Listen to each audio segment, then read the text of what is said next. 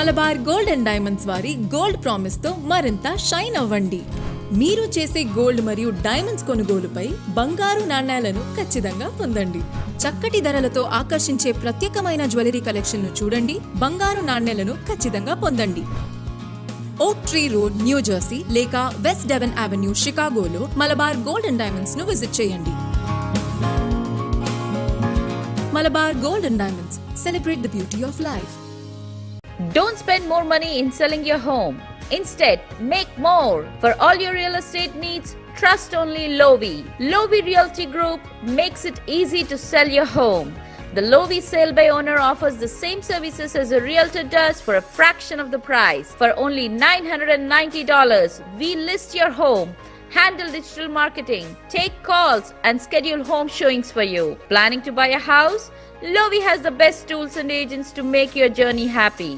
We offer home buyers rebate of 1% or more cash back towards the closing. Visit our website to learn more about our programs, www.lovihomes.com.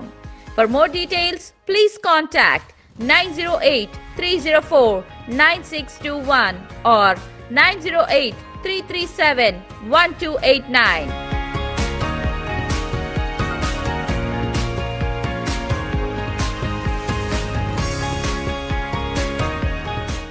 Getting into Ivy League is not just a dream anymore. Graduate from the top universities of the US. Start your SAT or ACT prep now with Turito. Turito offers you live classes with expert tutors, credential building activities, guidance with college applications, curated study material, progress tracking app, and assessments based on AI and ML. Experience our course through a demo today. Enroll now. Turito. Hello అండి, congratulations Nandini గారు. చీరలు వచ్చేసాయి, బోల్డ్ అని కబుర్లు తీసుకొచ్చేసాను. మీతో మాట్లాడడానికి నేను రెడీగా ఉన్నాను. నన్ను వెయిటింగ్ లిస్ట్ లో నెట్టేస్తున్నాను. నవీన్ గారు కామెంట్ లో బిస్కెట్ వేశారు నాకు.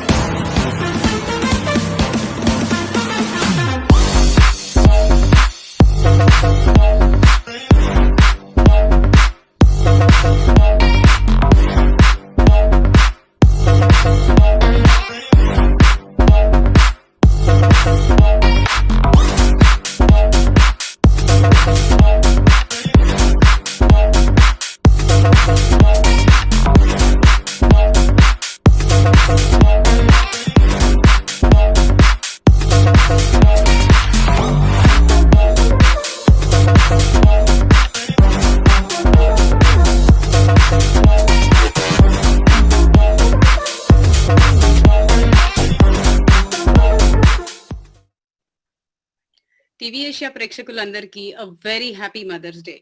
Wish you all, I'm sure you're having a great time with your loved ones. So here we are back with your much awaited TV show on TVASIA Telugu, the Immigration Attorney Show. Manato unnaru immigration specialist, founder of Reddy Neumann law firm, mana talk show expert and favorite Rahul Reddy garu. Hearty welcome andi. Thanks for inviting andi. So Rahul garu, today's topic is about the travel ban that's going on in India from India actually because of the pandemic. Too much going on, very sad things happening there. But so can we shed some light on who can enter, who cannot enter? Can you share your thoughts on it, Andy, about that? From May 5th, the restriction came in. Mm-hmm. Anybody, it's actually the ban is not on Indians. It's on the people who have been to India in the preceding 14 days. So if anybody is an Indian, they're coming from outside India, they can. But if they are coming from India, though, they will not be allowed to come unless they quarantine somewhere else, not in India, for a period of 14 days. So people who are having H1s and B1s and other visas or wanting to travel from India to United States, mm-hmm. they put a restriction on it because of the COVID. However, this restriction is not applicable for the US citizens, mm-hmm. green card holders, the restriction is not also applicable to the parents who have under 21 unmarried children who are U.S. citizens or green card holders. Got it. Okay. Got Yeah, go ahead. So H1B, H4 stamping, people who have a valid stamping, you're saying that they could enter in this?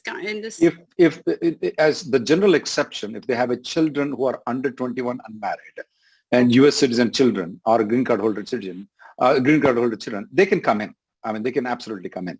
If they don't have a children who are born here in the United States, then they cannot enter into United States if they have H1B or H4 stamping. But they can do one thing. They can go to Sri Lanka. They can stay there for 15 days, 14 days to be exact. And the 15th day, they can start flying from Sri Lanka to here. Right now, that provision is there. Okay, awesome. And how are the rules for the B2 stamping people, that visitors? If the people who have a visiting visa that don't have U.S. citizen children who are under 21. Here the note, Sita Garu. Most of you know that parents, are having B2 visa, but they don't have children under 21 unmarried. Okay. So they cannot come here. So mostly the people who have children under 21 unmarried, they can come here. Okay. But normally, we don't see much of those people. But yeah, unless you have a U.S. citizen who is born under 21 unmarried or green card holder unmarried under 21, the B2 visa people cannot enter into the United States. So for example, if you are a U.S. citizen, your mom wants to visit you. I know you look younger than 21, but I think since you said you're a mom, I'm thinking you're about 21. Since you're about 21, your mom cannot come into the United States. Even though you're a citizen, she cannot come into the United States. That's that. Okay, and I think, and then how about the advanced payroll, Andy? The advanced parole people, if they have children, as I said, who are green card holders, they can come into the United States, absolutely no problem. But if they don't, they can still go to Sri Lanka, spend 15 days there, and then come into the United States. Awesome. I think there is some work it out. Right, work it out. Here is the problem with a lot of people, Sita Garu, is that a lot of people who don't have a stamping right now, though, they will not be given stamping right now. Okay. Now, you may ask a question, it's only travel ban. It's not there is nothing like, why can't they issue the visa though? I mean, they should have issued the visa. Right. We call it as a 𝗧𝗔𝗟𝗞 ban. That means that some of the countries like that fell into Italy and all those locations, including Brazil actually.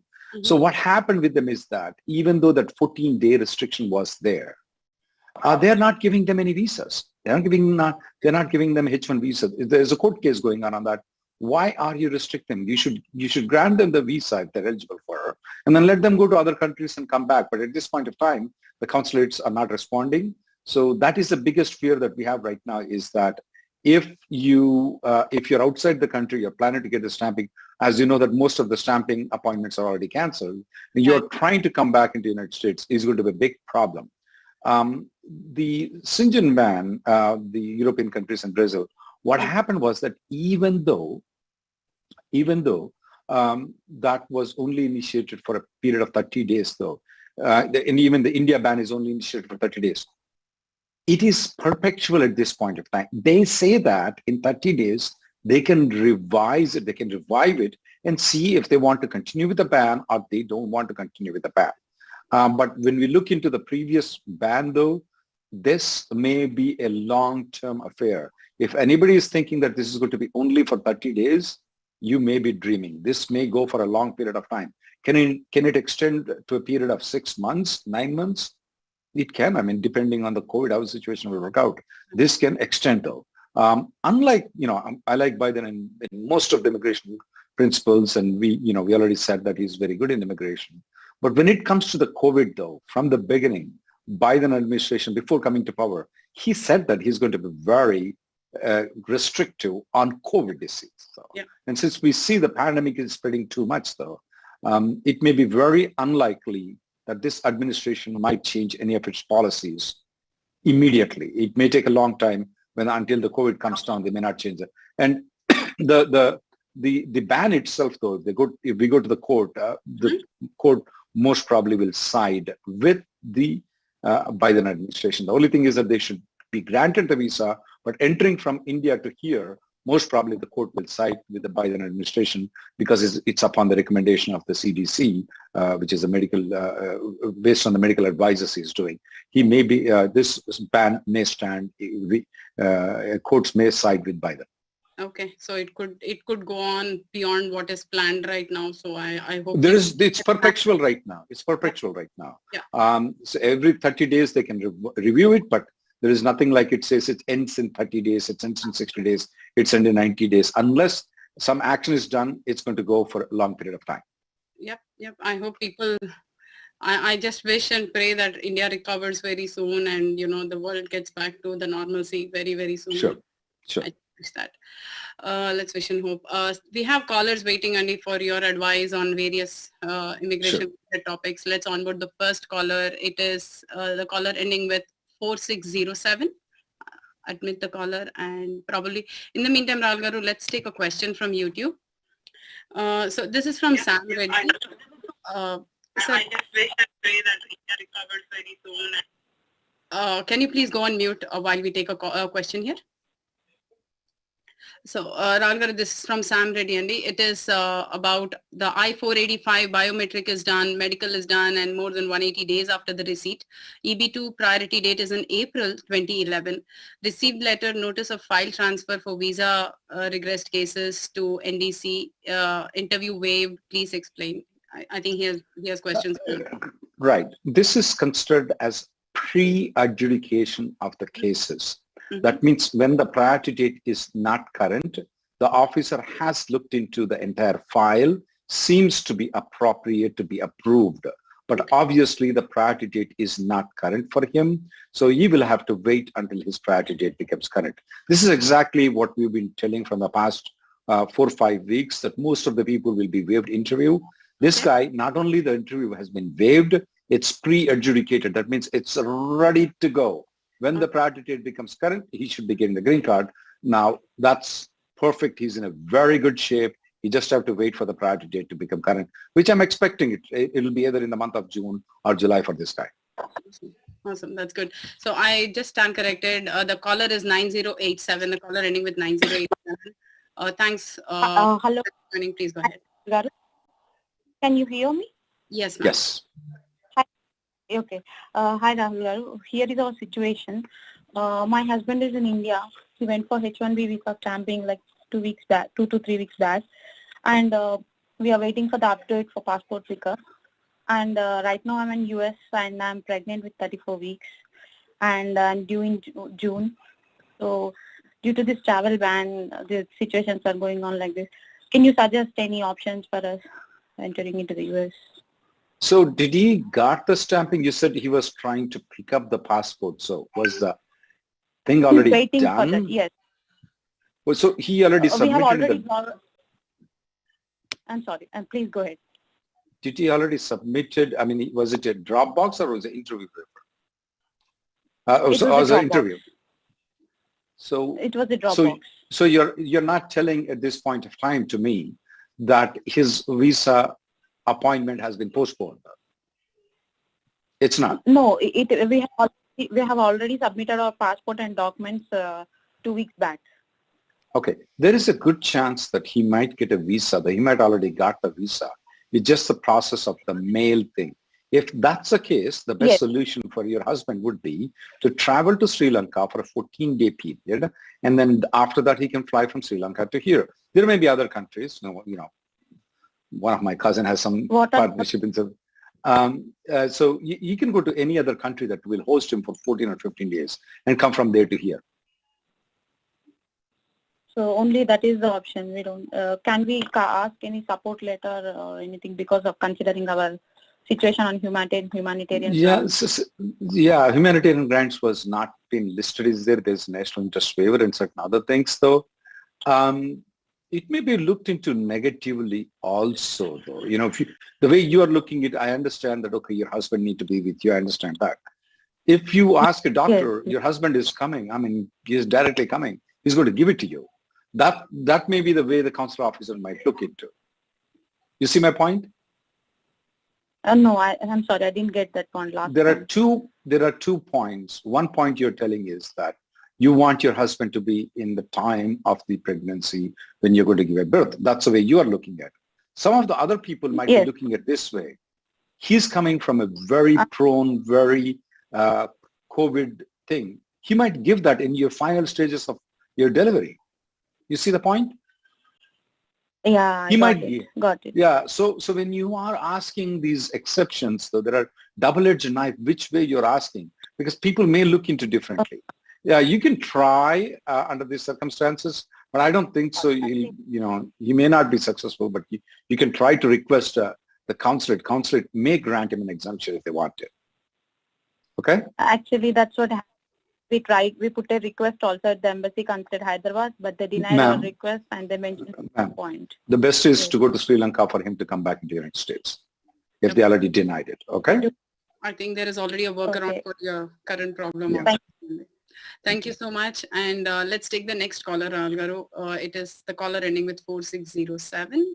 And I'm taking the next question on YouTube in the meantime. It is from Mahesh G. The question is around my priority date is October 2012 and want to move back to my old employer consulting where my I-140 is still active. How to apply for, I think, priority processing since client letter won't be given until I may start working with the client? You can always file the H1B. At that time, you don't need to have a client letter. Okay. You can always get the client letter later on when the RFE comes in though. Right now, we have a court judgment that it is not an absolutely required document. Okay. But a lot of people, when we file the H1Bs, then when they join, we file it without it. And then when you go and the RFE comes in at that point in time, you can get an end client letter. And if you can't get the end client letter, you can substantiate with other documents like a vendor letter, timesheets that you have, a card that to enter into that building, email of the clients, any of the emails that have been received or sent. Those are all the things that are acceptable evidence at this point of time. Got it. Okay. Thank you, Andy. I think that you have your answer here.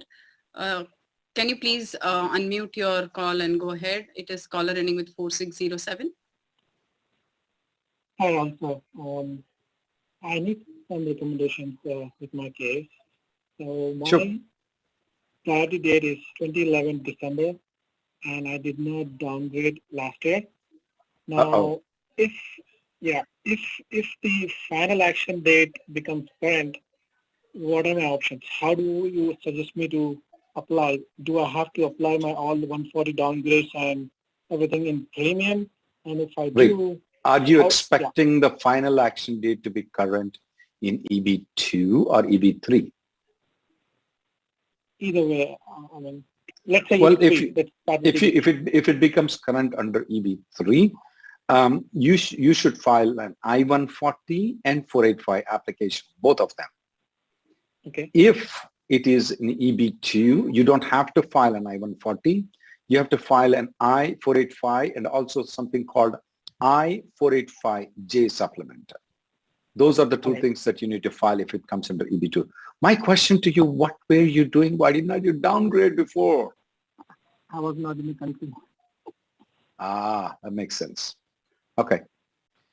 Yeah, if I were you, I would do whichever comes faster. I will downgrade. If you've been listening to us, if you will definitely be 99% of the time you'll be current by September, if not by October.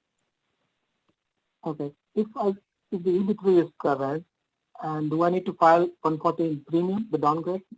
No, you don't have to file in premium. We do not recommend to file in premium. You file in regular processing, you can convert into premium later on. But file in regular processing I-140 and 485 when the final action dates for EB3 becomes current for you. Okay. I have one more question, sir. I have one more question, sir. So now say I apply for the downgrade and everything is running in process, apply for 485. Now, if the company location, not the company itself, the company exists somewhere else also, if the company location closes again, if the company closes basically, what are my options after applying for 485? When the company location closes, will they have no location? Will they have some location? If the other location is it within the same MSA or beyond the MSA? You know what MSA is, right? Yes, MSA, I know. beyond that? Technically speaking about, you must have the job offer open for you for about 180 days after you file the I-485 application. You may end up into some technical troubles if the company location is closed. Now, please, a lot of people don't get panicked on this answer. If your client location changed, it's a completely different story. When the company is completely closed, though, you will be in trouble. You may not be entitled to get a 485 or a green card approved. Let's go to the next call. Not closed, just the location. Yeah. If the location is closed and there is no location available in the same MSA, you may not be entitled for 485 approval or green card approval. Okay. Thank you. Thanks for joining. And let's take the next caller, Rahul Garu. It is caller ending with 9466. And before that, we move into the YouTube question. It is from Vinod, and his question is around, can we submit medical without RFE, and what is the downside? You can. It's called interfiling, INTER filing, FILING. Just use the interfiling, put the A number, put the 485 number, attach the 485 receipt notice, send it to the same address which you have it on the 485 receipt notice. Okay. Now, what is the downside of submitting the medicals though? The only downside that I can think about is that they will take your medical and they will say they didn't receive it, they want another medical. So you may have to spend some extra money to get the next medical. That's the only downside. The plus side is that if they have the medical with there and they want to adjudicate your file and they want to decide the file, if the medical is not there, they can't approve your green card. If the medical is there, like the way that 𝗟𝗏𝗪 was there, his medical is there, his priority date is not current. What did the officer do? He pre-adjudicated the entire application. So what they do is that if the medical is there, there is a chance that they will pre-adjudicate the entire application, make it ready. Okay. So yeah, so that's your option if you want to do wait for the RFE or submit it as the interfiling. Okay, so that's your answer, Andy. Let's take the caller's question. 9466. This is the caller ending with 9466. Please go ahead, sir. Thank you, Sita Garu and Rahul Garu had a very good question. My company does not revoke I-140 or I-45. Is it better to go to another company using I-485J or H1B PD December 2012, downgraded October 1st week, I-140 approved, EAD AP received? What is the best way to go forward? If I were you, I would not go with H1B. I would go with the 485J supplement. If by any chance you are taking the other route only to make the immigration lawyers rich by using the H1B, you have to do the 485J supplement also. The reason is H1 is allowing you, excuse me, H1 is allowing you to transfer to the other company though, but it's not transferring your 485. Even though you're not your company is not going to withdraw the I-140 though, I would still do the 485J supplement if you are moving from company A to company B. Okay. It's after 180 days, so I won't be losing my I-485 because if I use I-485J supplement, right? I don't have to do any other thing. No, sir. You don't have to do any other thing other than submitting the 485J supplement, which is very, very simple compared to the H1B, and the filing fees is $0. Okay? Thanks, Thank sir. you so much. Thank you so much. Thank you. Let's take the next caller. Caller ending with 7672, and I have a YouTube question here. So the question is around, is premium processing the only way to get, I think it is more around the previous employer EB3 downgrade for the I-140 application. It has been almost 8 months and they have not approved. They won't consider regular processing. Is this premium processing? They won't consider premium processing.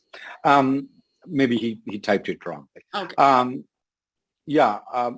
Right now, those applications that have been filed in October of 2020, I have not seen a single I-140 approved yet.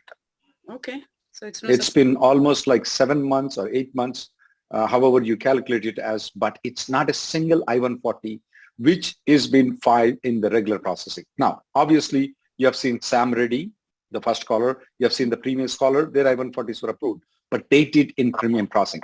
And if I'm wrong, somebody can post a message that in the YouTube and saying that my I-140 is approved without premium processing. Now, this YouTube sessions or these TV Asia sessions, sometimes we have to educate from you too. I mean, if there is something, information that I don't have it, you have it, please provide it. But we have not seen the I-140 approval that has been filed in our processing. Now, Sita Garu, here is the point though. Mm-hmm.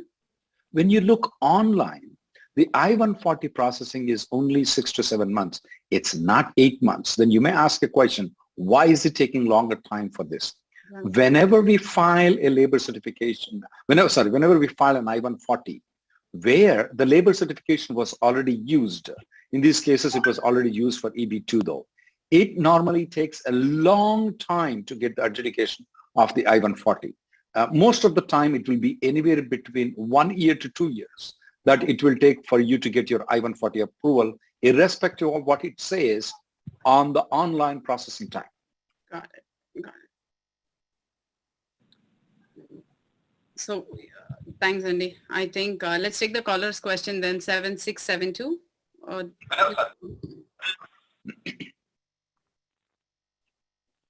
Please go ahead. Hello, Rahul Garu. Hello? Yes. Can you hear me? Yes, ma'am. Yes, I can. Hi, Andy. Hi, Sita Garu. My question is, our priority date is 2014 August, and we filed a downgrade from EB2 to EB3 Nice. in the month of October.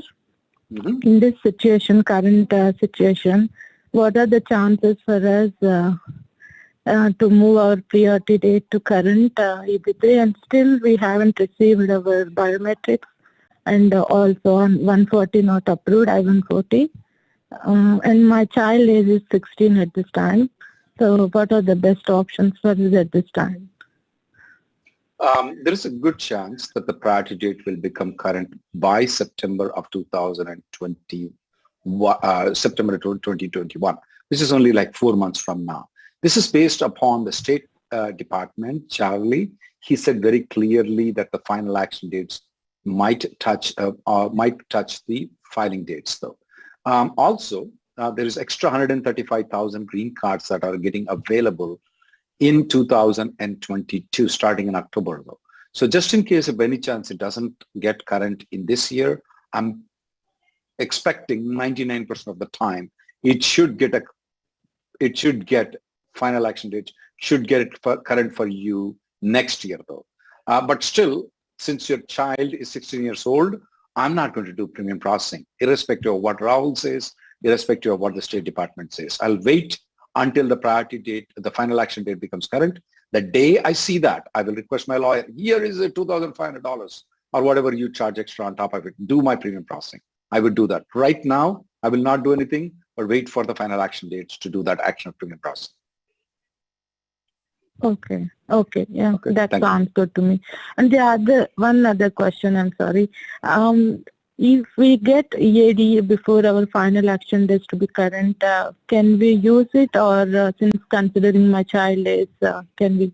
I would not use it. Two things: child and I-140 is not approved. I will avoid using unless it is a must. Okay. Thank you. Got you. Thank you so much. That's all I have. Thank you. Thank you both. Thank you so much. So now, if you, for the audience, Sitagar, I want to explain is that for the people who have teenagers, we have recommended not to get the I-140 premium processing because there is called CESPA age, Child Service Protective Age. The amount of time that I-140 is pending, that age will be deducted from their age, because once they become 21, they get kicked out of the parents and they have to swim on their own. That's the reason I told this particular lady to not do the premium processing. Obviously, everybody else, I'm recommending to do premium processing for the I-140. And great advice, Andy. I'm sure it's going to be helpful for them. Thank you so much. Let's on to the next caller. It is caller ending with 2838. So let's take a YouTube question in the meantime, Rahul. So this is around, okay. So the question is, if priority date is current, but the perm from new employer is still pending, will USCIS still approve H1 extension? If so, for 3 years, or is it based on the old I-140, or would it be for a year? It will be extended for 3 years.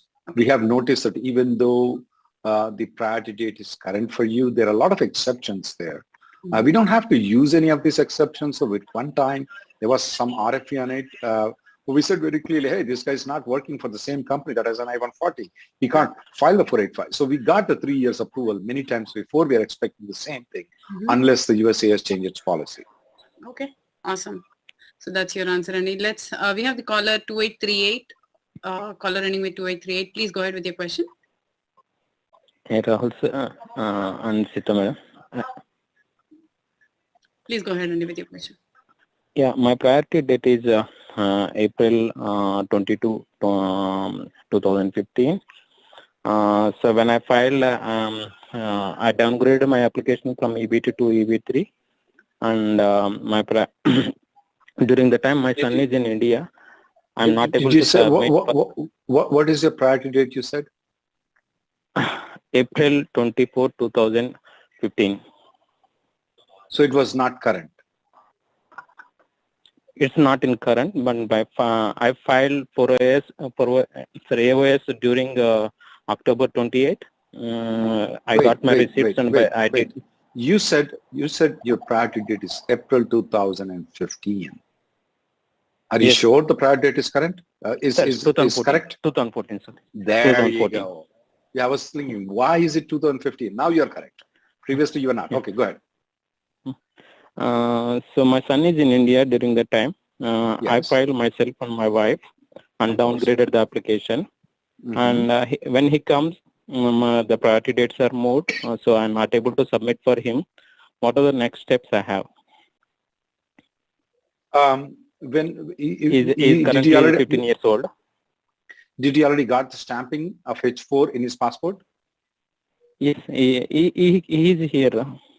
He's here right now. He's in India. So as soon as the priority date becomes current, you can file for him. Okay. So you can't get the green card unless the final action date becomes current, right? So let's say, for example, in July, the final action dates become current for you, okay? Okay. You can file the 485 application on July 1st, though. And you need to file on July 1st because you don't want your green card to be approved. Okay. Got it? If your green card is approved, he goes into a different problem. So you have to file on the first of the month, not in the last of the month. So wait when the filing dates or the final action date becomes correct for you, boom, you put him inside. Sure. Okay, I'll do that one. And during that time, do you want me to apply premium for I-140? Not needed though, because your child is 15. I want to be a little bit cautious though. Okay. Okay. Next person. I want to be a little bit cautious on it.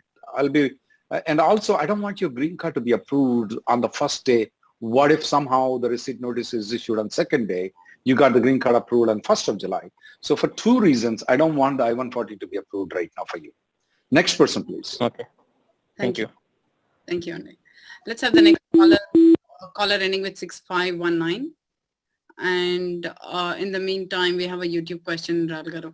It is about medical insurance. Can we have a gap of few weeks while changing the job? This is about... Absolutely. Not a problem at all. Okay. Not a problem at all. I think that's your answer, Andy. Two reasons. I don't want the I-140 to be approved right now for you. Next person, please. Okay. Thank you. If you're hearing to us on the... could be some lag. Please go ahead with your question here. Hi. Am I audible? Yes, very much. Yes. Yep. Hi, this is 𝗟𝗓𝗪. Thank you, Sita Garu. Thank you, Rahul Garu. And this is regarding my query where just 2 months back, my L1A got rejected. That is on my second renewal time. That is the second renewal of L1A. And now my I-140 is got approved, but I'm back to India. Okay, so I just want to see what are the options those are available while my company will not be providing me the supplement J if I am not in US. So this is one of the case where I'm not able to decide how to proceed further to apply for 485. You can't apply the 485 unless you are in the country. Okay. So there are two things that I want you to do. One is go ahead and file the consular processing for your I-140. It's called I-824. I want you to write it down, please. Have the company do the I-824. Second thing is that you got your L1A extension denied 2 months ago. Okay? Situation is changed right now. Recently, USCIS has issued a memo that if your previous L1s got approved though, your second and subsequent L1s should be adjudicated unless something that is very wrong in it. The administrative policy changed about 2 weeks ago, but your L1 extension got denied 2 months ago. So I would still want you to apply for the L1 visa right now.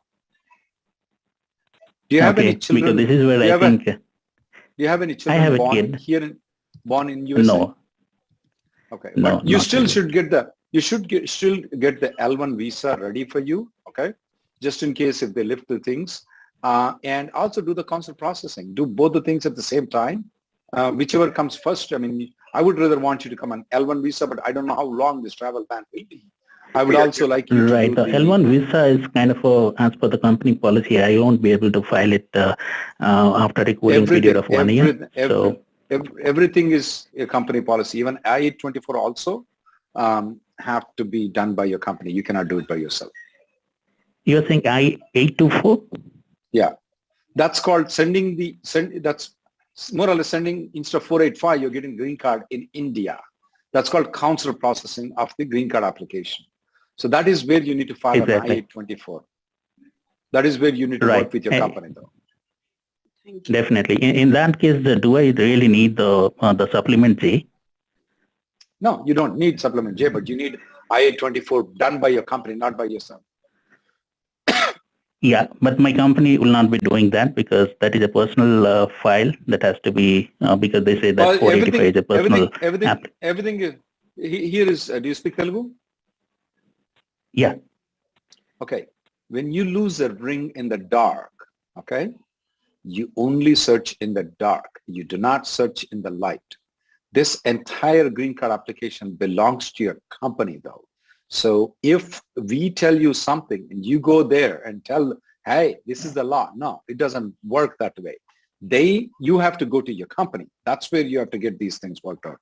If your company is not willing to file L1, if the company is not willing you to file the I-824, you know what? You have to behave according to what they say and come accordingly. There's nothing you can do here. Great. Got you. Okay. Thank you. You got your Thank you, sir. Thank you, Rahul, sir. Great piece of As I was pointing out, 𝗧𝗔𝗟𝗏 is that he has options, but his company has to do. Nobody else can do, unfortunately. Unfortunately, and that's he lost the ring in the dark. He has to search there. There's no point going to the light. It doesn't work that way. Absolutely, absolutely. So well said. Let's take a very short break, Rahul Garu, and before we get back to the next callers. And we'll see you in some time. Stay tuned. మానవ సేవయే మాధవ సేవ. ఈ నానుడికి సాక్ష్యంగా నిలిచి పిల్లలకు ఏ అవసరం వచ్చినా మేమున్నామంటూ ముందడుగు వేస్తున్న సంస్థ సాఫ్కిన్. అవసరంలో ఉన్న పిల్లల సహాయార్థం సాఫ్కిన్ సంస్థ నిర్వహిస్తోంది song fest live stream competition. సామజవర గమన నిన్ను చూసి ఆగగలనా, మనసు మీద వయసుకున్న అదుపు చెప్పతగునా. నా వసంతం నీకు సొంతం, నా సమస్తం నీదే కదా నిస్తం. మబ్బులోన వాన వెల్లులా, మట్టిలోన నీటి జల్లులా, గుండెలోన ప్రేమ ముల్లులా దాగినావుగా.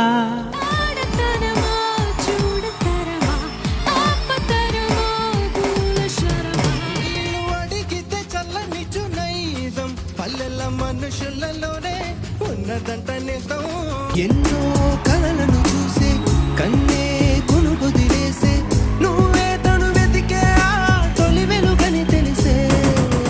సంగీత శ్రేష్ఠుల సమక్షంలో టాలీవుడ్ మరియు క్లాసికల్ సింగర్స్ కు ఆహ్వానం.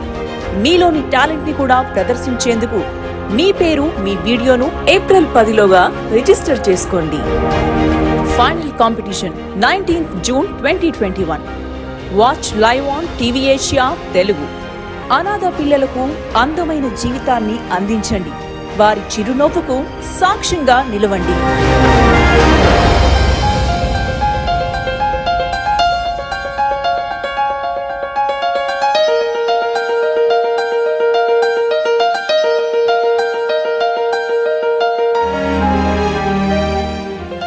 న్యూజెర్సీలో ఇల్లు కొనాలని కానీ అమ్మాలని కానీ అనుకుంటున్నారా? మీ నమ్మకమైన నేస్తంగా మీ ఇంటి క్రయ విక్రయాలను చేసి పెడుతోంది మీ లోవి రియల్టీ గ్రూప్. వేలాది డాలర్ల మీ కష్టార్జితాన్ని, ఎంతో విలువైన సమయాన్ని ఆదా చేస్తూ కేవలం $990 నామమాత్రపు ఫీజుతో ఖచ్చితమైన, సంతృప్తికరమైన లావాదేవీలను చేసి పెట్టే రియల్ ఏజెన్సీ లోవి. అంతేకాదు, మీరు కొన్న ఇంటి మీద మినిమం 1% క్యాష్ బ్యాక్ మీ క్లోజింగ్ కాస్ట్ లో పొందగలరు. మరిన్ని వివరాలకు please visit www.lovihomes.com. Contact 9083049621 or 9083371289. Malabar Gold and diamonds వారి గోల్డ్ ప్రామిస్ తో మరింత షైన్ అవ్వండి. మీరు చేసే గోల్డ్ మరియు డైమండ్స్ కొనుగోలుపై బంగారు నాణేలను ఖచ్చితంగా పొందండి. చక్కటి ధరలతో ఆకర్షించే ప్రత్యేకమైన జ్యువెలరీ కలెక్షన్ ను చూడండి. బంగారు నాణేలను ఖచ్చితంగా పొందండి.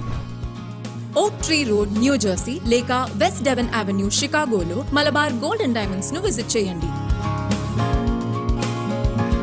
Malabar Gold and Diamonds, celebrate the beauty of life. Don't spend more money in selling your home. Instead, make more. For all your real estate needs, trust only 𝗟𝗏𝗪. 𝗟𝗏𝗪 Realty Group makes it easy to sell your home.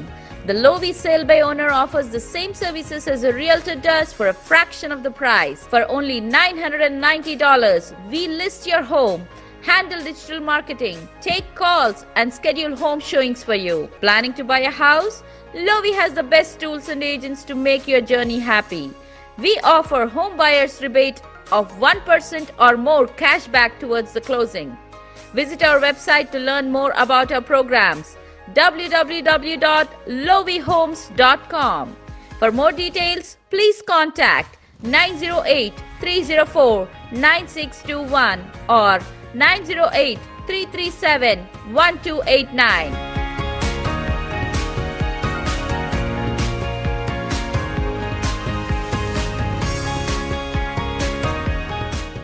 Getting into Ivy League is not just a dream anymore. Graduate from the top universities of the US. Start your SAT or ACT prep now with 𝗬𝗎𝗄. 𝗬𝗎𝗄 offers you live classes with expert tutors, credential building activities, guidance with college applications, curated study material, progress tracking app, and assessments based on AI and ML. Experience our course through a demo today. Enroll now. 𝗬𝗎𝗄. Hello అండి, congratulations Nandini గారు. చీరలు వచ్చేసాయి, బోల్డ్ అని కబుర్లు తీసుకొచ్చేసాను. మీతో మాట్లాడడానికి నేను రెడీగా ఉన్నాను. నన్ను వెయిటింగ్ లిస్ట్ లో నెట్టేస్తున్నాను. నవీన్ గారు కామెంట్ లో బిస్కెట్ వేశారు నాకు.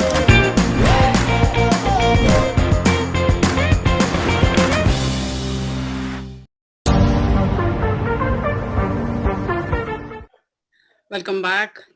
Thanks so much for staying and tuning in. Rahul Garu, let's take in the next caller and we'll proceed with the next YouTube question. And the next caller from 9623. Rahul Garu, I see there are questions around, you have been mentioning in certain cases downgrade from EB2 to EB3 and in certain cases do not, leaving the child age criteria into consideration. Right? Let's say somebody has a 2017 priority date for EB2. What is your recommendation or approach that the person should take? I think so, Sitagaru, you got a little bit confused, or the audience got a little bit confused though. Mm-hmm. I always said downgrade, period.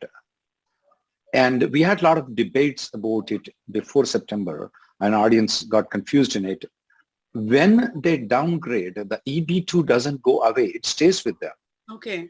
That's And then there was a rumor in October saying that if you do as a new application, they are denying the I-140s and I-485s. We told very many times to our audiences, no, they do not have an authority to deny the I-140 if you do as a new application. That means that, let's say, for example, if your priority date is 2017 in EB2, let's say it's in March of 2017. When you downgrade, though, your EB2 is not going anywhere. It stays where it is. You are getting an additional EB3 application. You are not going to lose anything by downgrading, according to me. Now, what got confused with the audience, what you were speaking about, is that in some cases, I said, do premium processing. In some cases, I said, do not do premium processing. Number one, for all the downgrade people, I always recommended do not do premium processing in the initial application, because we have seen a lot of rejections in the premium processing when we do downgrade for the application that we have already filed before in the premium processing, not in the normal processing. That's the reason initially we told everybody to file the normal processing.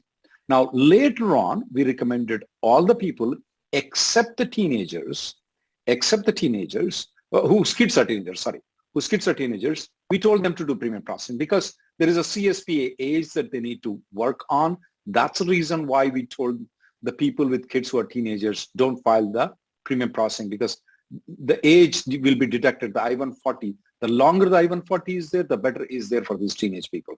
So it's only about the premium processing. Downgrading is absolutely very good.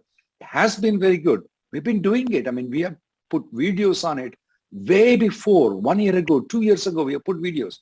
You may ask the question, downgrade never happened until September or October of 2020. Yeah. No, that is not true. You go back to the China, the Chinese national, mainland China people. Oh, it all the time crisscrosses. EB2 goes forward, EB3 goes forward, EB2 goes, all the time we do downgrading, upgrading, all the time we do that, absolutely. And if anybody is getting an opportunity in 2017, though, they should do downgrading. There is a good chance that their priority date will be current in October of 2021. Also, some of the people are advanced without even having priority date current. They're doing downgrading right now. They're saying, I'm going to willing to pay that extra money. I don't want to do the hodgepodge in the month of September and October. I don't know how cooperative my employer or employers' lawyers will be in the September or October. I want to do the downgrade right now. And they are doing it. And not only Sita Garu, for people up to 2018, our office, what we're doing is that we are preparing the entire 485 application ready to go. That means that, let's say, for example, if one of your neighbors' priority date is 2017, and what we're doing is that, hey, let's file the downgrade application, get the I-140 approved. Okay, we get that thing. Even if it's not approved, it's pending. We prepare the 485 application. Guess what? In September 2021, we just sleeping there, click a button and file the 485 application. Okay. That's it. They don't have to do anything. No, So that's very good advanced prep then. A great piece there is another notice that I'm noticing, especially people whose priority date is after 2015, Sita Garu. Before 2015 people, when the generation came in, they thought they are going to get the green card faster. Of course, it was a big disappointment. They had to wait until October of 2021 to file the 485 application. Guess what? After 2015 people, they never applied for the green card. They only thought that this I-140 is only to get the H4 EAD, to get the H1B extension. They never thought it, because a lot of people said that it's going to take 100 years to get the green card. I was one of them. Believe me. I was one of them.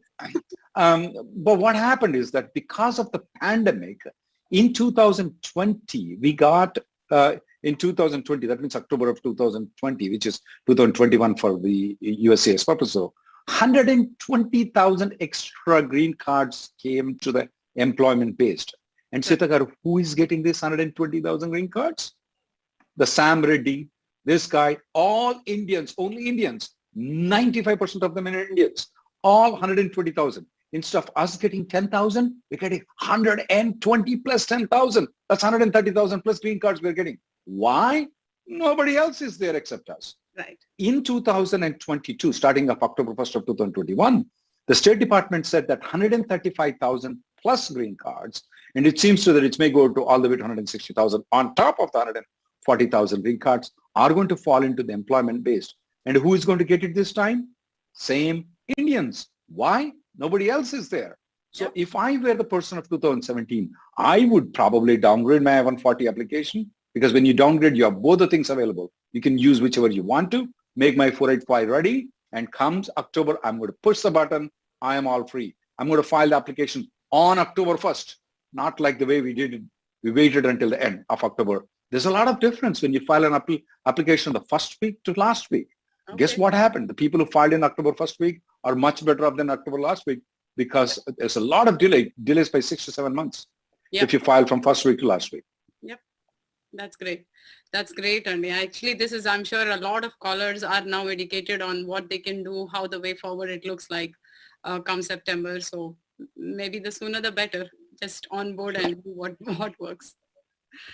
So thanks so much, Andy. That's a great you shed light on this little confusing element. I'm sure it would have been a lot of callers' thoughts as well. Let's take the next caller. It is the caller ending with 9623. Please go ahead with your question. And thanks for waiting. Can you hear me, Seetha Garu and Rahul Garu? Yes. Yes. Okay, thank you.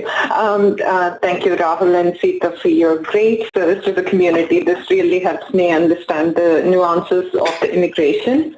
I'm in a very peculiar situation. I downgraded in the month of October because I have a 20-year-old kid. I didn't want to take any chances, even though my priority date was June 2010. So once I did not upgrade to premium until my priority date became current in the month of April, but my premium processing got rejected twice, and my company is not going to upgrade anymore. They said that we are going to wait for the regular processing to happen. So I do not have a choice. My question is, do you think that I should go for withdrawal of my EB3 downgrade? Because other than receiving the receipt notices, nothing happened after that. I haven't received any biometrics or no further update on it. What is your recommendation in my situation? I forgot the priority date to be exact. Your final action date is current in, no. Your final action date is current in, I'm just checking the visa bulletin right now. EB2, EB3 both. It became current in May, in the EB2. So my question is, your child is still under 21 right now, is that right? Yes. She's still under 21. She's 20. Okay. You can still file a 485 application in I-140 that you already have. You can file one more 485 application if your company allows you to do so. I doubt if my company is going to allow. They are giving me assurance that don't worry, your daughter is going to be okay. Everything will be okay. They are not going to sit on it for too long. Your I-140 will be adjudicated. You will eventually get your green card. Why can't they just resend the 485 premium processing? When the rejection comes, it says file after 30 days. Why can't they follow the direction though? They said that they have already done it twice, and if it was not accepted, they believe that USCIS is not going to adjudicate my case in premium processing. That's what they are saying. I'm not able to challenge, unfortunately. I was telling the other person that you have to search where the light is. Yet though, I'm not seeing much danger for your son. One is that once the I-140 gets approved though, he definitely, all this period your I-140 has been pending, almost like 1 year period, will be deducted from his age. That's one thing. I would definitely I will not withdraw the 485 application under any circumstances. Why would you want to withdraw the 485 right now? Because it was tied to the downgrade. Sorry if I'm using wrong terminology. No. I don't know why some people have paranoid about this downgrade application. I definitely would like to save your son as soon as possible. The only way that I think is that to file one more 485 under EB2. If that's not allowed, I am not going to withdraw your application if I were your lawyer. Okay, thank you.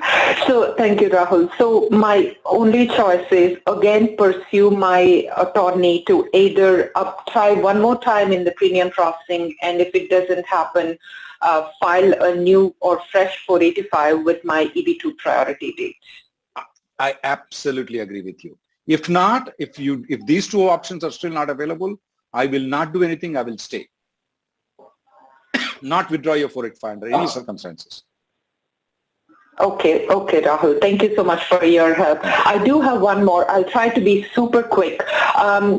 Because I applied for my H1 extension, but they only approved it for 1 year.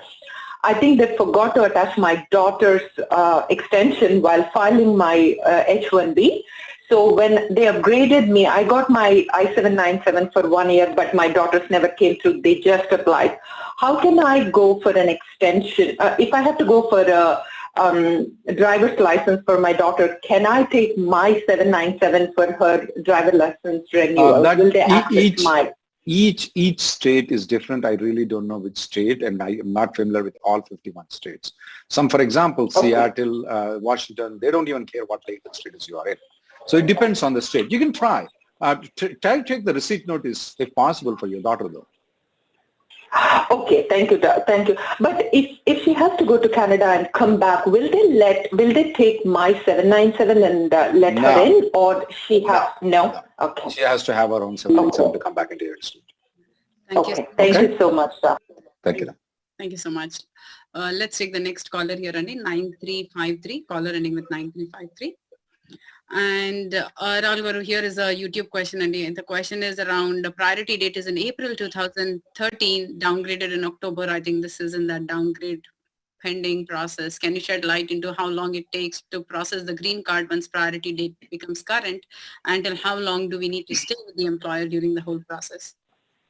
Well, first is that if your medicals are done, if your I-140 is approved, as soon as the priority date becomes current, typically things will be adjudicated within 30 days. Okay. Typically, things will be adjudicated within 30 days when the medicals are current and I-140 is approved. Okay. With regards to how long you have to stay with the company, though, if your I-140 is already approved, you can still leave the company right now, file a 485J.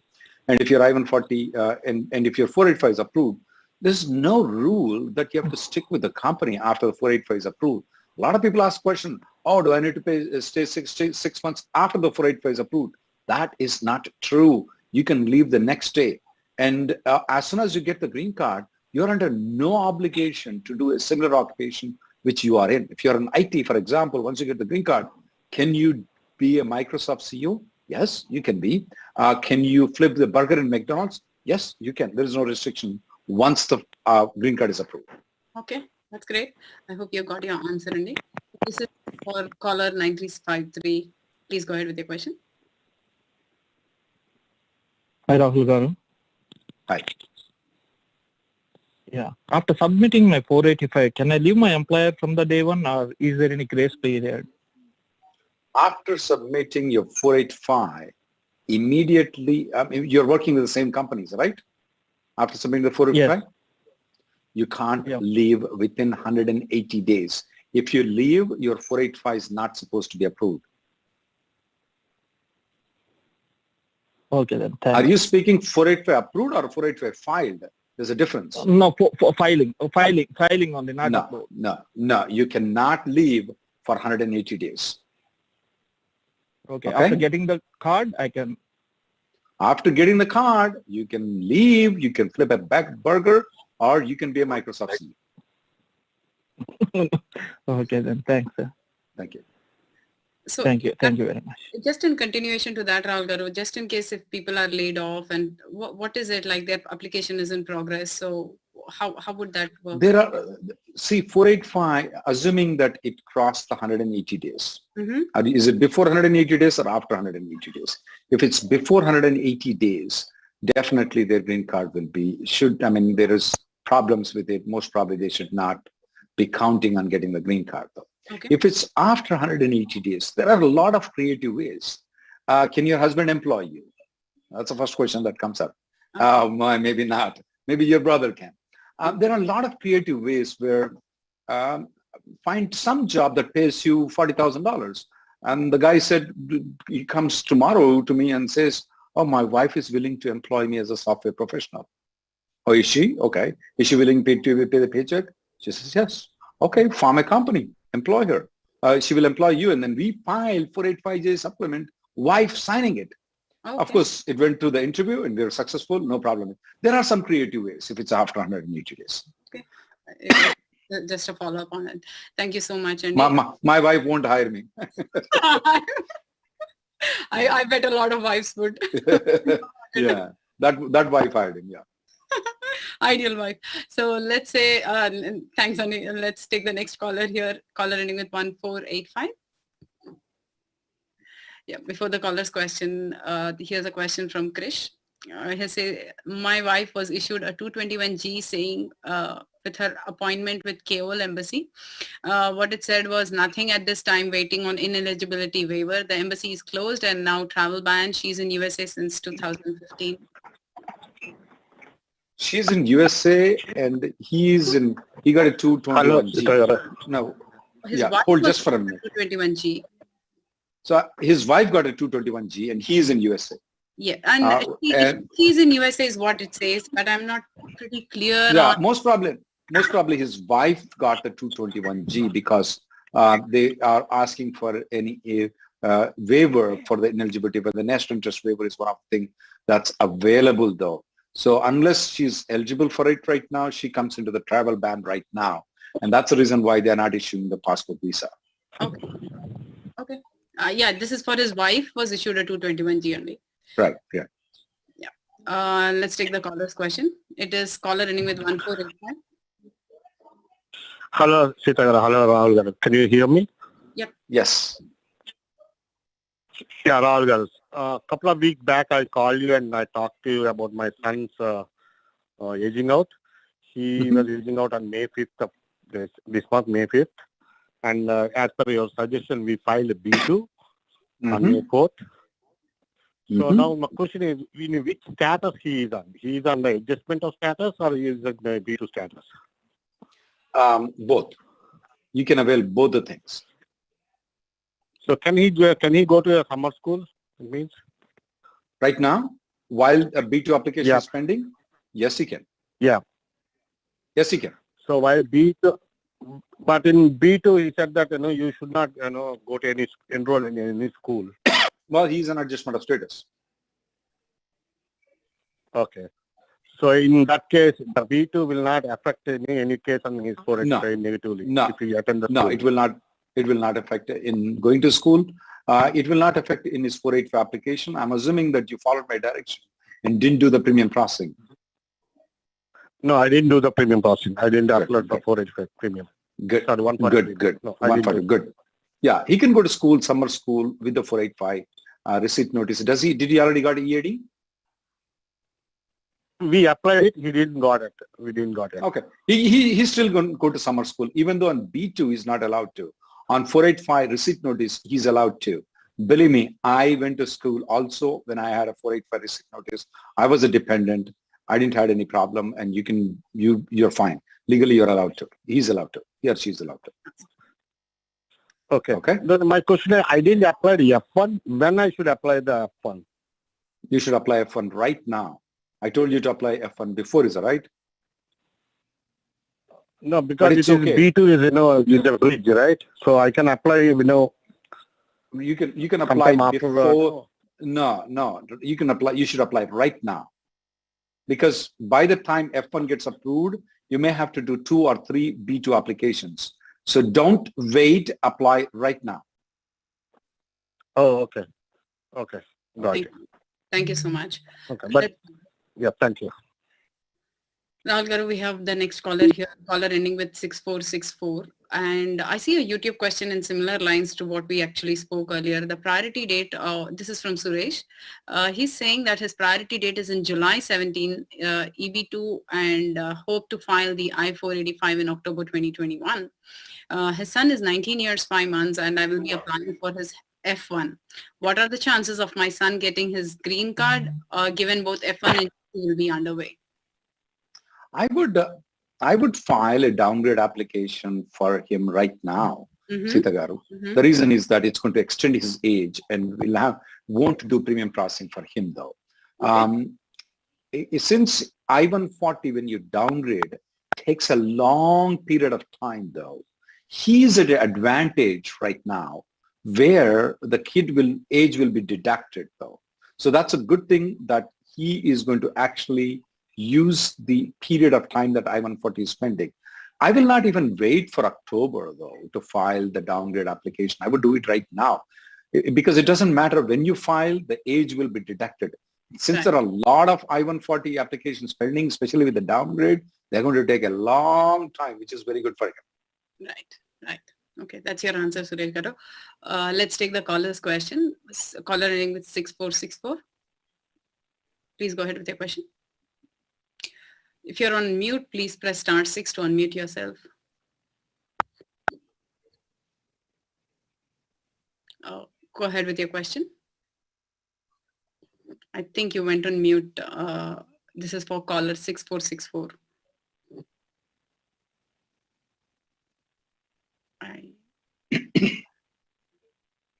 Let's take a YouTube question in the meantime, Andy. Can we travel to India in this November on H1 after we apply I-140 and 485 this October 2021? If you have the visa stamping, H1B and H4, you can. But please note the travel ban is still there. If you have a US citizen children, just because you have the 485 application pending, that's not prohibiting you to travel outside. But you must have independent sources to come back into the United States. That's one point, main thing. The second thing is that when you apply for 485, normally lawyers apply I-131, which is also called as advance parole, and also called I-765, which is also called as employment authorization. Your I-131 advance parole is considered to be automatically denied if you leave the country. Now, that doesn't mean that your EAD will have any problem. Your green card application will have any problem. You can come back into the United States and then apply for the 485 application. Apply for the I-130 application. So that's the only hiccup that he has, that that the I-131 will be, or advance parole will be denied. Okay, thank you. This is for caller 6464. I think you're on mute. Otherwise, please go ahead. Otherwise, please press *6 to unmute yourself.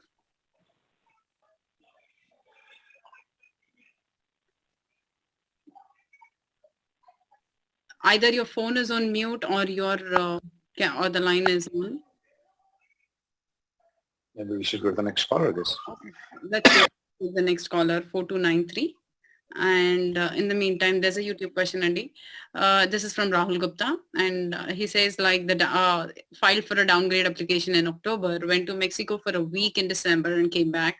Is my I-131 application considered abandoned? We just answered the question, yes. He should not, even if it's approved, he should not use it. He should file one more I-131 immediately. Okay. That's your answer. Hello, can you hear me? Yes, please go ahead. Caller ending with 4293. Hi, Rahul Garu and Sita. Thank you for taking my call. I have a question. I filed for my 485 in December of 2018 using cross-chargeability. Like my priority date is in EB2, February of 2011. And what happened was I had my interview in February of 2020, but my wife was not there for the interview due to personal reasons. She was stuck in her home country. So USCIS was only charging me like in India and not in my wife's country of birth. So after the interview, like everything was fine with my employment and everything. So now my question is, let's say if my priority date becomes current, what happens in that case? They will deny your application. I have to go through all the... Sorry? If they will deny your 485 application though. If they consider your application as non-cross chargeability though, in 2018 it was not current for you, is that right? In 2018 was not current. So they will deny your application though. So you will have to, I don't know why you went for the interview without your wife though. Did you not postpone the interview? Did you not get the advice? No, what happened was my lawyer tried to cancel the interview. They didn't, he tried to cancel my wife's interview. they did not accept it, so her application got denied. But my application is still pending, and I was able to renew my EAD as well. Oh, you guys are in a mess right now. Why would he cancel her interview, not your interview? That's a wrong decision. Because no, you can't get the green card without her. She is the main, even though you are the main applicant, you have no authority to file the 485 without her. Since her 485 application is denied, yours is automatically denied. You don't have any authority to have the 485 application. So everything is in a mess. You see my point? The status, your 485, yeah, I see it. Your 485 should only be denied. It has no other way to go. The only way to because after the interview, it doesn't matter. Yeah, your wife's 485 got denied. Right. Even though you are the main applicant, when it comes to the cross-chargeability, she becomes the main applicant though. If she is out, you're out. You don't have any authority to file the 485 application. Did you maintain the H1B or you left the H1B out? Oh, no, I left the H1B. And after the interview, her application was denied, but mine is still pending. Doesn't matter. Yours should be denied. You need to fire your lawyer and hire a different lawyer. Okay. Okay? Okay. Yeah, Thank you. That's the question I had. Thank you so much. Thank you so much. I just want to explain what a cross-chargeability to audiences, 𝗧𝗔𝗟𝗪 𝗪𝗪 𝗪𝗧𝗛 is that if, let's say, for example, I'm an Indian. If my wife is born in Saudi Arabia, even though she's an Indian national, but she's born in Saudi Arabia, I and my wife, even though I'm the main applicant, we can go and file a 485 based on the Saudi Arabian country. Okay. You may ask the question, I'm the main applicant. That's the reason we call it as cross-chargeability. Then you may ask another question. She doesn't have Saudi citizenship. For the purpose of the green card, though, it is the country of birth that counts very important, though. Since her country of birth is Saudi Arabia, it goes to the Saudi Arabian thing. So in this case, what I'm telling is that even though my labor certification, my I-140, the only reason he was able to file a 485 application in 2018, remember 2011 was not current. Yep. So the whole thing falls down if something falls down between me, if my wife falls down, the whole application falls down. I just want to explain to all the other people because he knows the country of cross-country chargeability. A lot of our audiences don't know the cross-country chargeability. Right. Okay. That's great informative, Andy. Let's take the next caller here. We are on caller. It is caller ending with 6464 or sorry, 3309. My bad. So let's take the YouTube question here, Rahul Garu. This is from. So this is from, we answered this advanced payroll question. This is from Purushottam Reddy. He says he's on advanced payroll. I'm in India now. Can I travel to US or a travel ban applicable for me? If he has a US children, he needs to take the US children, US citizen children. He can take the birth certificate of them. He can travel it. Absolutely no problem. If that's not the case, I want him to travel to some other country right now. And from there, he can travel into the United States. Okay. I just want to be careful with the people planning though. A lot of people from China, some the European countries, they were traveling to Turkey and from there they were coming into United States. Turkey just banned India right now, according to. So as long as they go and stay in some other country for 14 days, they can travel and come back into the United States. Since he already has advance parole, he can travel to Sri Lanka and stay there for 14 days and come. Okay, that's your answer. So this is a caller with 3309. Please go ahead with your question.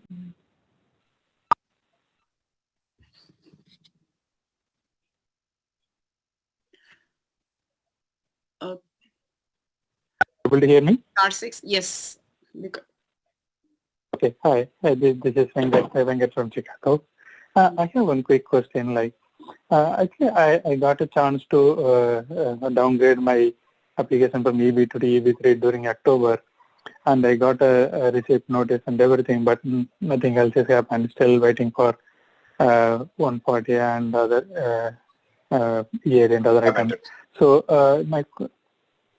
I'm thinking of upgrading to premium processing for my 𝗏𝗧𝗪 so that my 𝗏𝗧𝗪 can be approved, and if dates are moved, I think I can get it the next step. So my only question here is like, so if we get an EAD, so whether my wife can start using EAD while I am in H1, is it possible, or is there any issue with that? She can use the EAD. So okay, but to be on the he will have been married to the 𝗏𝗪𝗘 application. She would be married to the 𝗏𝗪𝗘 application. She will not be on the H4 anymore. If she has the H4 EAD, that's fine. If she doesn't, if she's a EAD, she would be married. The only hiccup that I have with you is you should get your I-140 approved, though. Yeah, I'm planning for it now. Yeah, yes, sir. You should.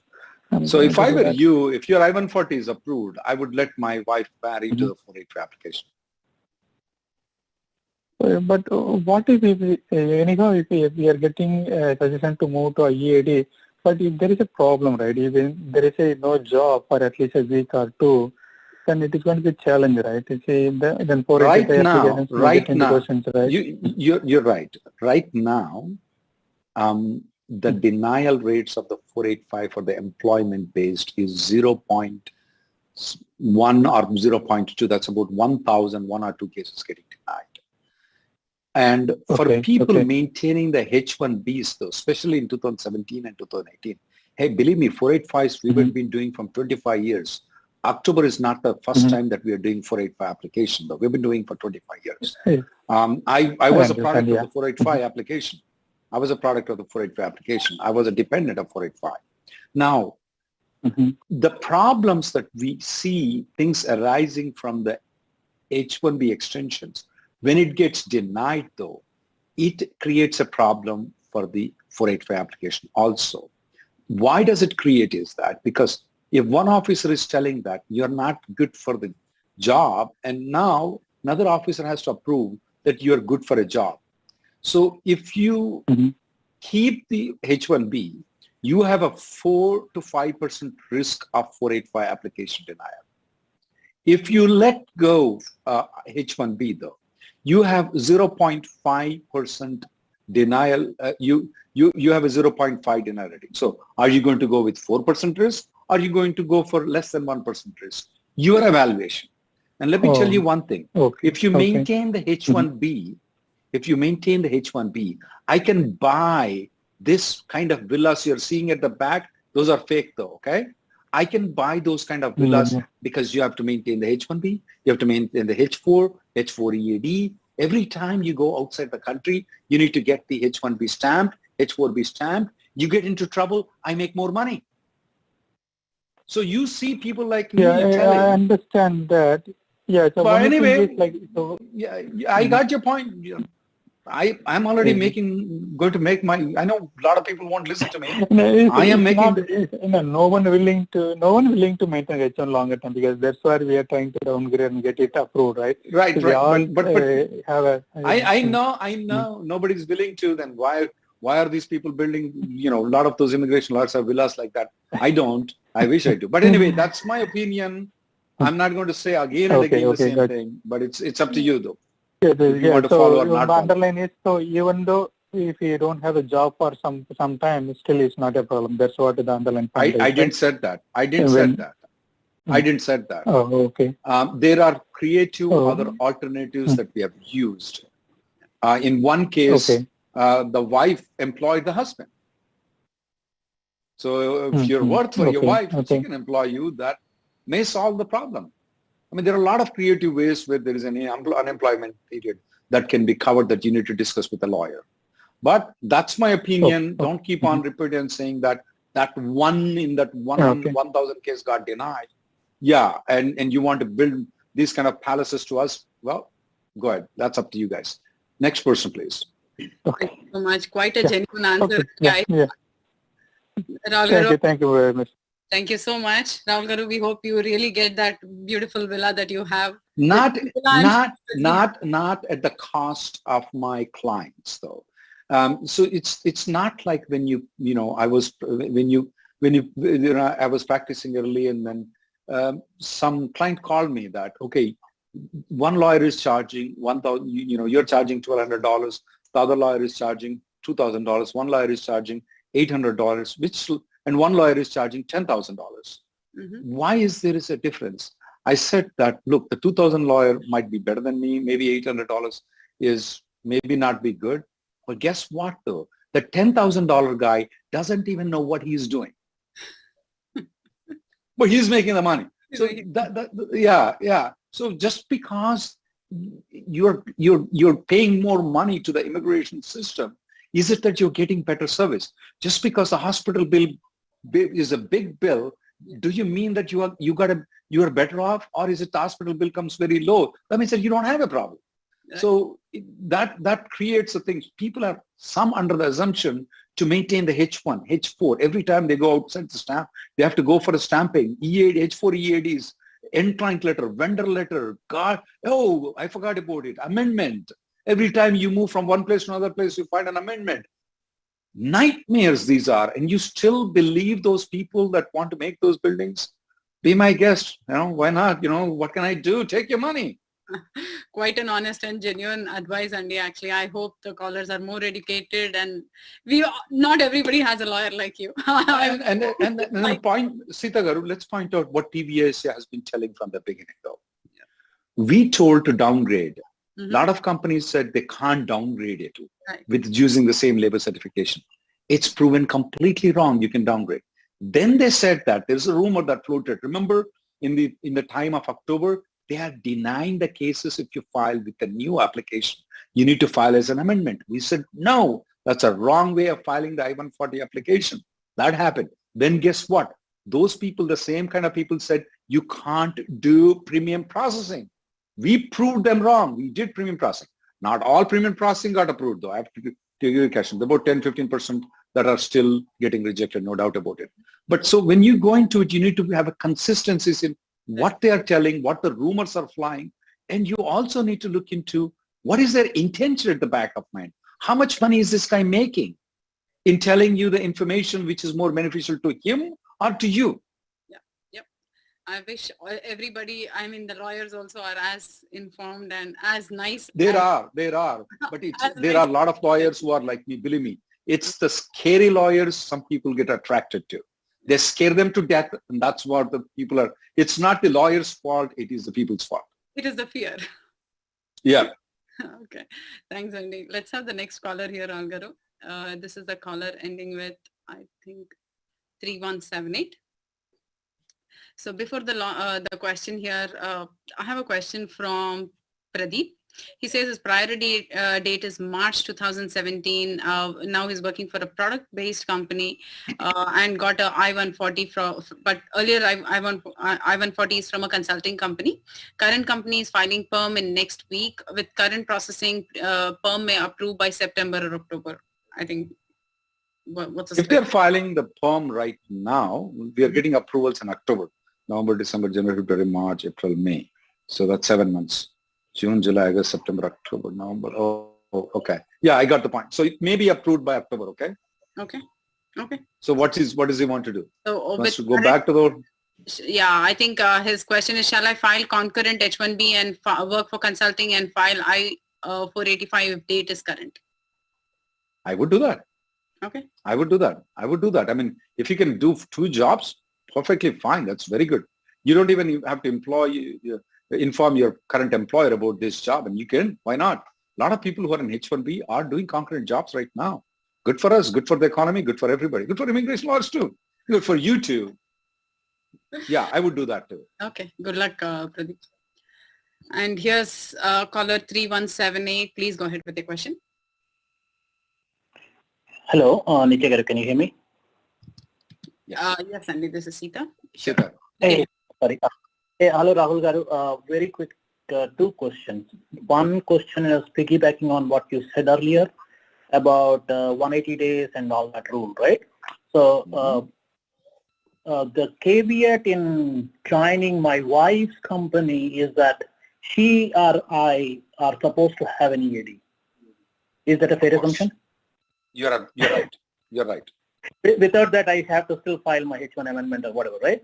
Or H1. Yes. If your EAD is not approved, that particular example is not applicable though, because then you need to have a H1B. H1B is more complicated than 485J supplement, which it may not be possible for your wife to file. That's an easy answer for it. So bottom line, 485J plus EAD is the admissibility for new employment after the 180-day period. That is right, sir. And on the other note, though, I want to add one more thing over here. The previous company's I-140 approval also is absolutely essential, though. Is it like, is it legal for you to move to a different company when the I-140 is not approved? The simple answer is yes, but it's practically very impossible if your I-140 is not approved. Okay. Yeah, we discussed about 140 several times. We never discussed the fact that 485J plus EAD absolutely important. EAD. Okay. EAD is important.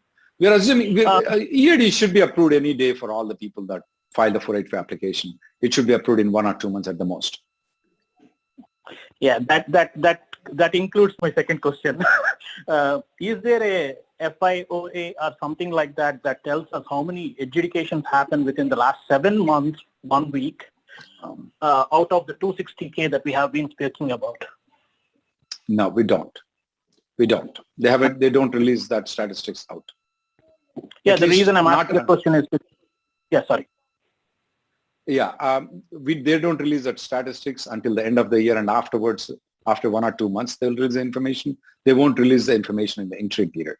However, though, here is what we are noticing, though.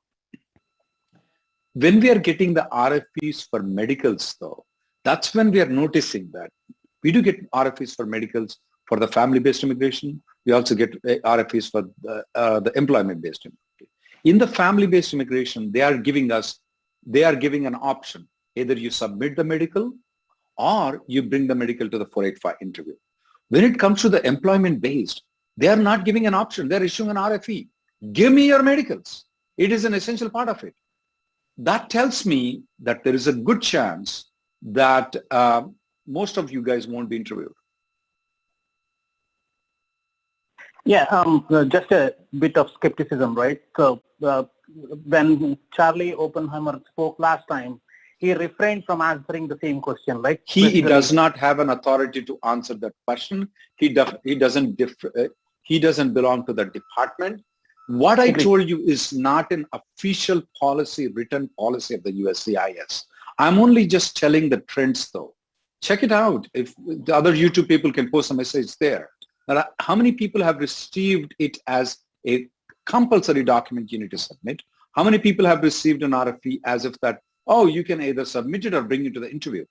None I have received for 485, employment-based. Everybody that we received, our office received, give me your medicals. Otherwise, they're going to deny the application. This is RFE that I would like to receive, though. But when it comes to, as I said, family-based, they give an option. Either you submit to us or you bring it to the interview. So that's very good indication. Yes, you're right. Charlie did not answer the question. He doesn't have an authority to answer. Even if the USCIS is the person who's going to answer the question, they don't have an official policy. But when I look into the trend, that's a trend I can conclude. Fair enough. Yeah, thank you. Thank you, Andy. Thanks so much, Rahul Garu. That is the end of the show. It is amazing, genuine advices that you are providing here as a service for all our TV Asia callers. And thank you so much. And this is for the callers. If Rahul Garu is also a founder of Reddy Neumann law firm, please reach out on his company email and phone number for any of your other questions. And I'm sure he'll be able to help you as well. Thank you so much, Rahul Garu. Thank you, Sudha Garu. Thank you, TV Asia. Thank you. Malabar Gold and diamonds వారి gold promise తో మరింత shine అవ్వండి. మీరు చేసే gold మరియు diamonds కొనుగోలుపై బంగారు నాణేలను ఖచ్చితంగా పొందండి. చక్కటి ధరలతో ఆకర్షించే ప్రత్యేకమైన జ్యువెలరీ కలెక్షన్ ను చూడండి. బంగారు నాణేలను ఖచ్చితంగా పొందండి. Oak tree road, New Jersey లేక వెస్ట్ డెవన్ అవెన్యూ, షికాగోలో మలబార్ గోల్డ్ అండ్ డైమండ్స్ ను విజిట్ చేయండి. Malabar Gold and Diamonds. Celebrate the beauty of life. Don't spend more money in selling your home. Instead, make more. For all your real estate needs, trust only 𝗟𝗏𝗪. 𝗟𝗏𝗪 Realty Group makes it easy to sell your home. The 𝗟𝗏𝗪 Sale by Owner offers the same services as a realtor does for a fraction of the price. For only $990, we list your home, handle digital marketing, take calls and schedule home showings for you. Planning to buy a house? 𝗟𝗏𝗪 has the best tools and agents to make your journey happy. We offer home buyers rebate of 1% or more cash back towards the closing. Visit our website to learn more about our programs, www.lohvihomes.com. For more details, please contact 908-304-9621 or 908-337-1289.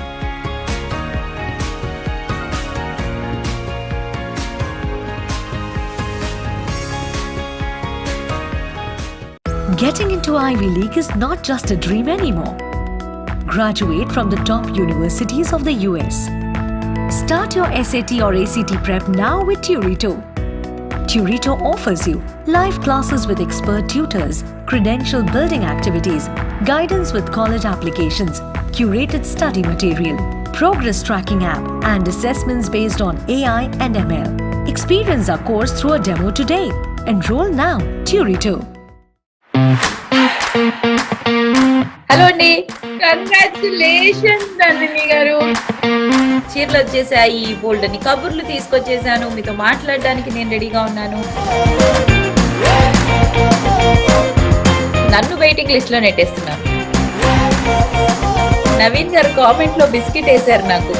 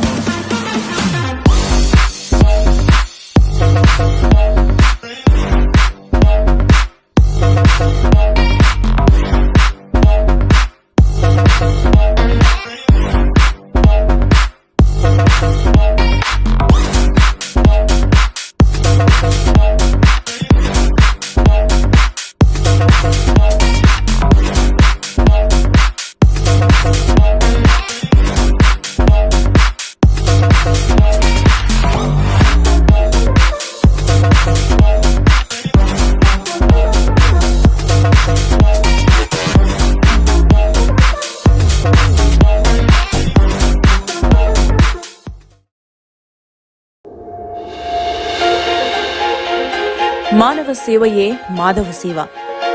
ఈ నానుడికి సాక్ష్యంగా నిలిచి పిల్లలకు ఏ అవసరం వచ్చినా మేమున్నామంటూ ముందడుగు వేసి digital photographers, models and other fellow members.